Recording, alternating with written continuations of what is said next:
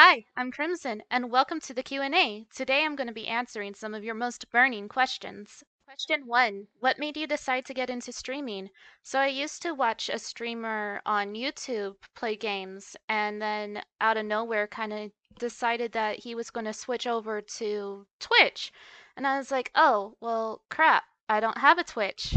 So I made one, and I couldn't go by Crimson Tiger like I usually do. So I changed it to Crimson Tora. And then I sat there while watching and was like, I could do this. So I downloaded Twitch Studio, built all of the sets that I needed, and here we are. So we went from this to where we are today, which looks like this now, and I couldn't be happier. It was a good choice in the end. Question 2. What is the game that gives you the most nostalgia? That would have to be Blue's Clues Blues Art Time Activities. There were games like Hopscotch where you had to mix colors to be able to move across the board, and at the end you would get little ribbons, and it was very cute. There was also where you could do a storybook where you did coloring, there was a chalkboard activity, there was card making, and there was also some dioramas that you could make, and I would play it all the time as soon as I got home from school. And most often than not, my homework ended up in the fridge. Don't ask. It's a very common occurrence, actually. Question 3. What is your favorite memory from streaming thus far? I'd have to say my favorite memory is meeting all of you, my Tiger crew. You all are fantastic, wonderful people, and I adore you all, and I appreciate you all hanging out with me while I'm playing games that I enjoy. Though people coming in that have met me through other people's chats and saying that they're shocked when they hear my voice and finding out how wholesome I sound, when in chat, sometimes I'm not so wholesome. It's kind of funny. Question 4. Where did the name Crimson Von Tiger come from? So I had moved in the 8th grade and I wore a beanie and this red jacket. And here's some pictures of what the jacket actually looks like. I don't draw the details, there's too many details. And the buttons are very cringe nowadays. It's upsetting. And not depicted as the rock that I've carried around in my pocket since. Yeah. Anyway, so my friends eventually had like a cute little naming ceremony for me, and they decided to call me Crimson because of this red jacket that I wore all the time.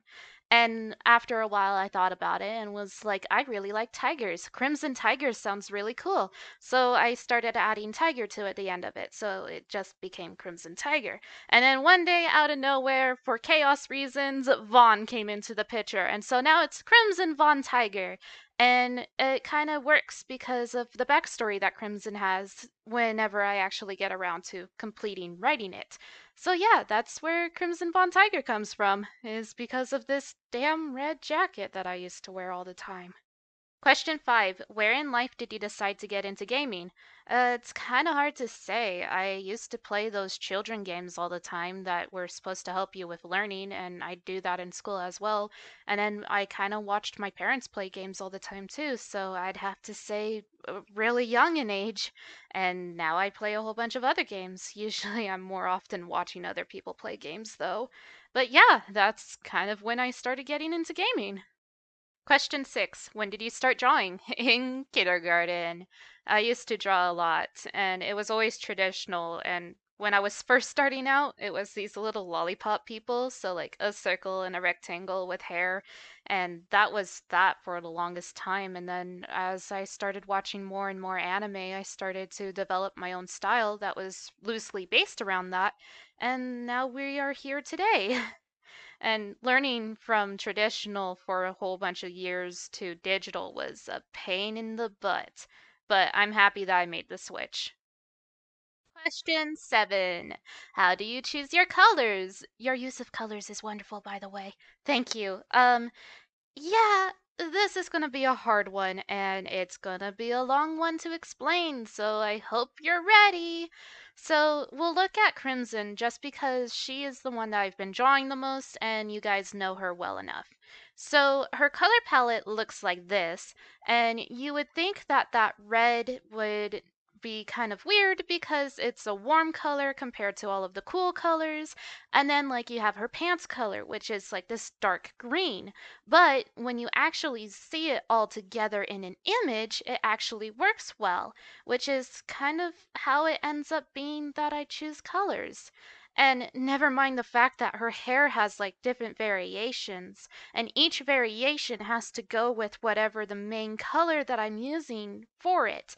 So like you have your red, which is the normal one, and then you have your blue, your yellow, your purple, and so on and so forth. The same thing can be said about her eye color, which also has a bunch of variants. So we have the red and orange, the blue and purple, the normal just purple, amber, which is her normal eye color, light blue, pink, so on and so forth. And then when you actually look at her eyes, the different colors that I use, I also match the eyeshadow slash coloring that I do on the eyelashes to go with her eye or the main theme color. And this is usually how it ends up going. And that's just how I end up choosing colors for Crimson. It just depends on the overall image. And then when I'm actually making other characters, kind of like Zess, Xeon, and Galaxis, I would start off with choosing the hair color and the skin color, and then everything else gets based around that, as well as taking into consideration the personality for each character. So, like, Zess is very much more into his femininity and tends to wear more pinks. And so his outfit is based around that idea. Well, Xeon is more green because his hair color is green, but his eye colors also have heterochromia. So one eye is blue while another one is kind of a greenish color. So his colors are based around that, but also bringing in the skull aspect from Crimson because he's supposed to be paired with Crimson. And then Galaxis is because his hair is purple and pink, so I brought those colors into his outfit as well. And it just goes on and on and on. So, yeah, that's kind of how I decide colors. It's more often based on their hair. Question 8. If you could design your ideal video game, what genre would it be? I think I'd go fantasy action and maybe more on the magical girl side. So, your character would be a magical girl, and because I love art so much, she'd be an artist, and so her abilities would be based around that.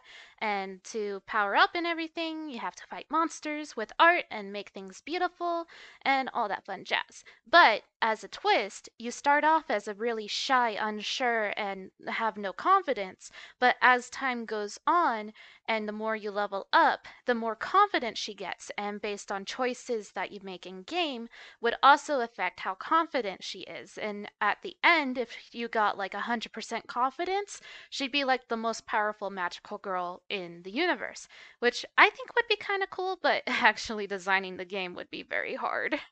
But yeah, that's what I do. And that is the last answer for this video. Thank you everybody for the questions. Love you all, and I hope to see you next time.